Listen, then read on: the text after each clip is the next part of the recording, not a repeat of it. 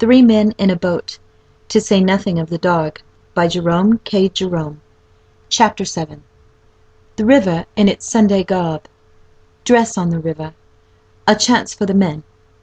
Absence of taste in Harris. George's blazer. A day with the fashion plate young lady. Mrs. Thomas's tomb. The man who loves not graves and coffins and skulls. Harris mad. His views on George and Banks and lemonade. He performs tricks. It was while passing through Moseley Lock that Harris told me about his maze experience. It took us some time to pass through, as we were the only boat, and it is a big lock. I don't think I ever remember to have seen Moseley Lock before with only one boat in it. It is, I suppose, Bolter's not even excepted, the busiest lock on the river.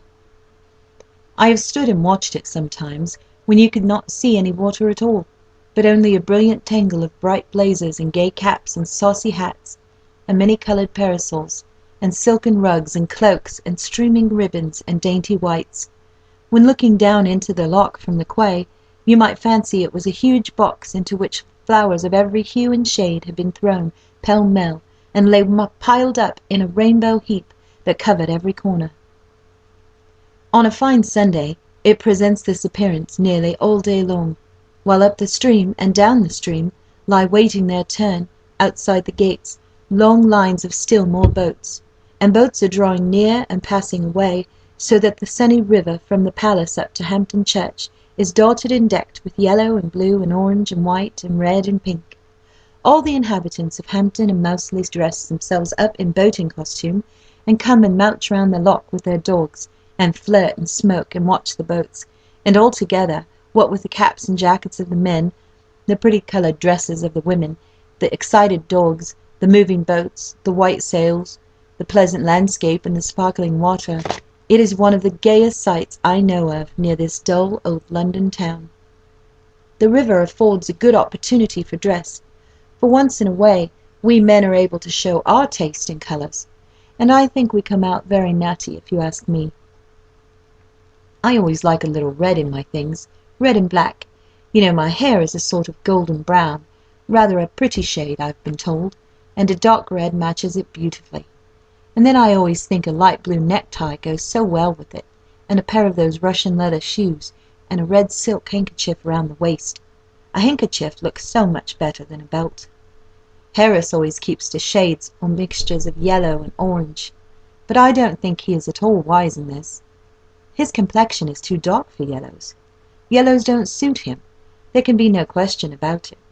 I want him to take to blue as a background, with white or cream for relief. But there, the less taste a person has in dress, the more obstinate he always seems to be. It is a great pity, because he will never be a success as it is, while there are one or two colours in which he might not really look so bad with his hat on. George has bought some new things for this trip, and I'm rather vexed about them. The blazer is loud. I should not like George to know that I thought so, but there really is no other word for it. He brought it home and showed it to us on Thursday evening. We asked him what colour he called it, and he said he didn't know.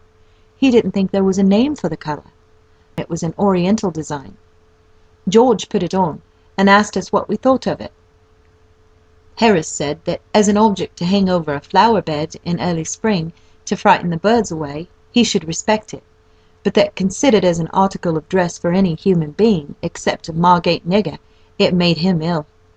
George got quite huffy, but, as Harris said, if he didn't want his opinion, why did he ask for it? What troubles Harris and myself with regard to it is that we are afraid it will attract attention to the boat. Girls also don't look half bad in a boat, if prettily dressed.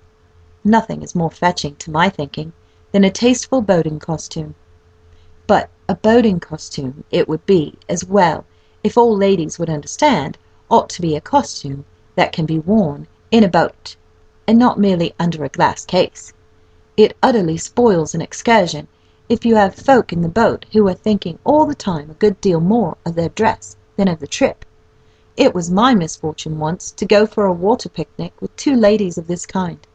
We did have a lively time. They were both beautifully got up, all lace and silky stuff, and flowers and ribbons and dainty shoes and light gloves, but they were dressed for photographic studio, not for a river picnic. They were the boating costumes of a French fashion plate. It was ridiculous, fooling about in them anywhere near real earth, air, and water. The first thing was that they thought the boat was not clean. We dusted all the seats for them, and then assured them it was, but they didn't believe us.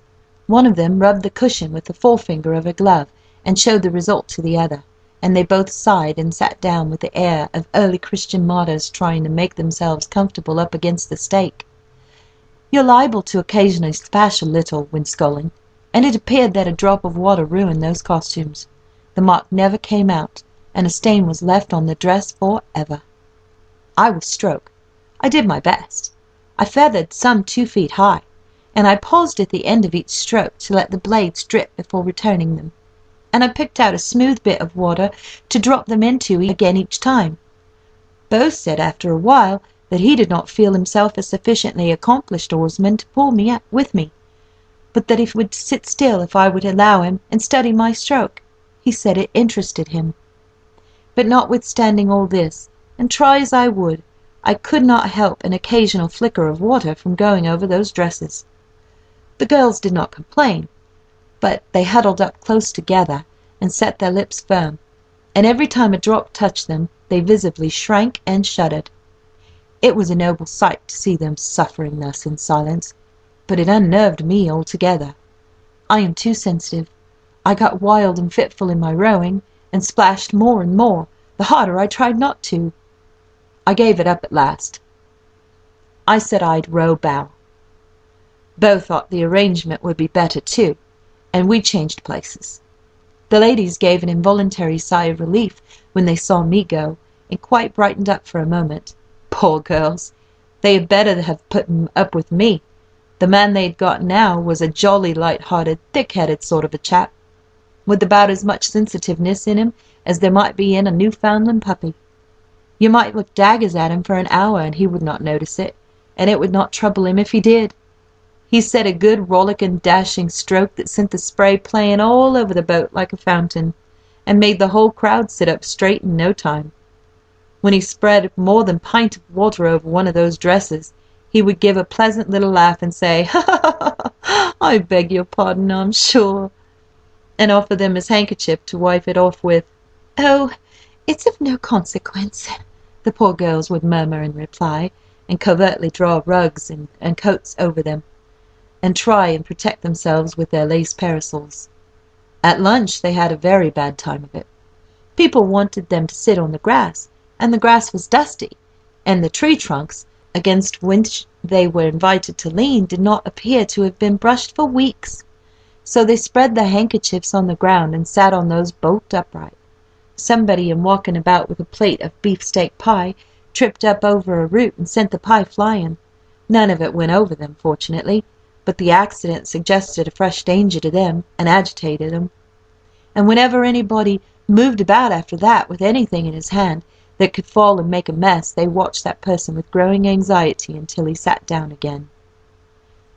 "Now then, girls," said our friend Bo to them cheerily after it was all over, "come along, you've got to wash up." They didn't understand him at first. When they grasped the idea, they said they feared they did not know how to wash up. "Oh, I'll soon show you," he cried. "It's rare fun. You lie down on you lean over the bank, you know, and slouch the things about in the water." The eldest sister said that she was afraid that they hadn't got on dresses suited to the work. "Oh, they'll be all right," said he light-heartedly. "Tuck 'em up." And he made them do it too. He told them that that sort of thing was half the fun of a picnic. They said it was very interesting. Now I come to think it over, was that young man as dense-headed as we thought, or was he— No, impossible. There was such a simple, childlike expression about him. Harris wanted to get out at Hampton Church to go and see Mrs. Thomas's tomb. "Who was Mrs. Thomas?" I asked. "How should I know?" replied Harris. "She's a lady, got a funny tomb, and I want to see it." I objected. I don't know whether it is that I'm built wrong, but I never did seem to hanker after tombstones myself. I know that the proper thing to do when you get to a village or town is to rush off to the churchyard and enjoy the graves, but it is a recreation that I always deny myself. I take no interest in creeping round dim and chilly churches behind wheezy old men and reading epitaphs. Not even the sight of a bit of cracked brass let into a stone affords me what I call real happiness.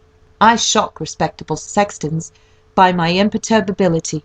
I am able to assume before exciting inscriptions, and by my lack of enthusiasm for the local family history, while my ill-concealed anxiety to get outside wounds their feelings. One golden morning of a sunny day, I leant against the low stone wall that guarded a little village church, and I smoked and drank in deep, calm gladness from the sweet, restful scene. The grey old church with its clustering ivy and its quaint carved wooden porch, the white lane winding down the hill between tall rows of elms, the thatched roof cottages peeping above their trim kept hedges, the silver river in the hollow, the wooded hills beyond. It was a lovely landscape. It was idyllic, poetical, and it inspired me. I felt good and noble. I felt I didn't want to be sinful and wicked any more. I would come and live here, and never do any more wrong, and lead a blameless, beautiful life, and have silver hair when I got old, and all that sort of thing. In that moment I forgave all my friends and relations for their wickedness and cussedness, and I blessed them. They did not know that I blessed them. They went their abandoned way all unconscious of what I, far away in that peaceful village, was doing for them, but I did it, and I wished that I could let them know that I had done it, because I wanted to make them happy. I was going on thinking away all these grand tender thoughts, when my reverie was broken in upon by a shrill piping voice crying out, "All right, sir, all right, I'm a-coming, I'm a-coming, it's all right, sir, don't you be in a hurry." I looked up and saw an old bald-headed man hobbling across the churchyard towards me, carrying a huge bunch of keys in his hand that shook and jingled at every step. I motioned him away with silent dignity, but he still advanced, screeching out the while, "I'm a-coming, sir, I'm a-coming. I'm a little lame. I ain't as spry as I used to be. This way, sir." "Go away, you miserable old man," I said. "I come as soon as I could, sir," he replied. "My missus never saw you till just this minute. You follow me, sir." "Go away," I repeated. "Leave me before I get over the wall and slay you." He seemed surprised. "Don't you want to see the tombs?" he said. "No," I answered, "I don't. I want to stop here, leaning against this gritty old wall. Go away, and don't disturb me. I am chock full of beautiful and noble thoughts, and I want to stop like it, because it feels nice and good. Don't you come fooling about, making me mad, chivying away all my better feelings with this silly tombstone nonsense of yours. Go away, and get somebody to bury you cheap, and I'll pay half the expense."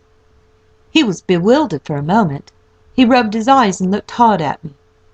I seemed human enough on the outside. He couldn't make it out. He said, "You was a stranger in these parts. You don't live here."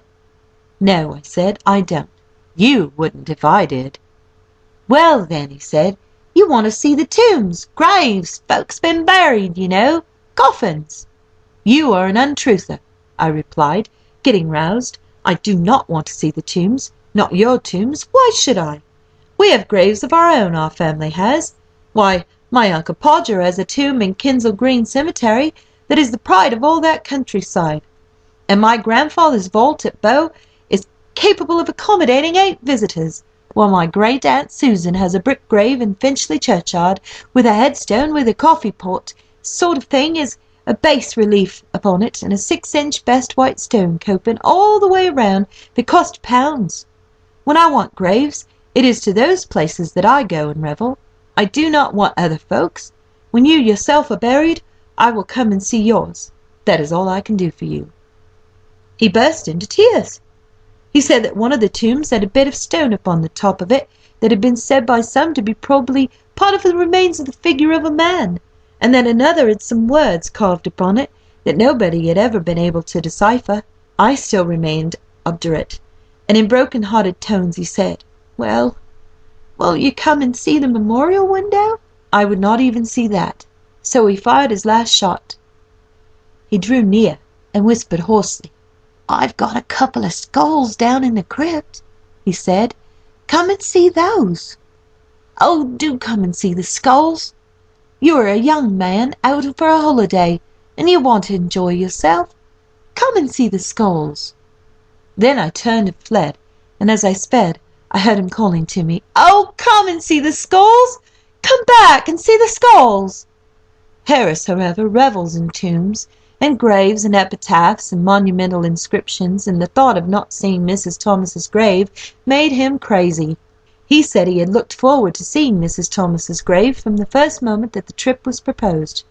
Said he wouldn't have joined it if he hadn't been for the idea of seeing Mrs. Thomas's tomb. I reminded him of George, and how we had to get the boat up to Shepperton by 5 o'clock to meet him, and then he went off for George. Why was George to fool about all day and leave us to lug his lumbering old top-heavy barge up and down the river by ourselves to meet him? Why couldn't George come and do some work? Why couldn't he have got off the day and come down with us? Bank be blowed! What good was he at the bank? "I never saw him doing any work there," continued Harris. "Whenever I go in, he sits behind a bit of glass all day, trying to look as if he was doing something. What's the good of a man behind a bit of glass? I have to work for my living. Why can't he work? What use is he there? And what's the good of their banks? They take your money, and then when you draw a cheque, they send it back smeared all over with 'No effects, refer to drawer.' What's the good of that? That's the sort of trick they served me twice last week. I'm not going to stand it much longer. I shall withdraw my account. If he was here, we could go and see that tomb. I don't believe he's at the bank at all. He's larking about somewhere, that's what he's doing, leaving us to do all the work. I'm going to get out and have a drink." I pointed out to him that we were miles away from a pub, and then he went on about the river. And what was the good of the river? And was everyone who came on the river to die of thirst? It is always best to let Harris have his head when he gets like this. Then he pumps himself out and is quiet afterwards. I reminded him that there was concentrated lemonade in the hamper and a gallon jar of water in the nose of the boat, and that the two only wanted mixing to make a cool and refreshing beverage. Then he flew off about lemonade and "such like Sunday school slops," as he termed them, ginger beer, raspberry syrup, etc., etc. He said they all produced dyspepsia, and ruined body and soul alike, and were the cause of half the crime in England. He said he must drink something, however, and climbed up on the seat and leant over to get the bottle. It was right at the bottom of the hamper, and seemed difficult to find, and he had to lean over further and further, and in trying to steer at the same time from a topsy-turvy point of view, he pulled the wrong line and sent the boat into the bank, and the shock upset him, and he dived down right into the hamper, and stood there on his head, holding on to the sides of the boat like grim death, his legs sticking up into the air. He dared not move for fear of going over, and had to stay there till I could get hold of his legs and haul him back, and that made him madder than ever. End of chapter 7.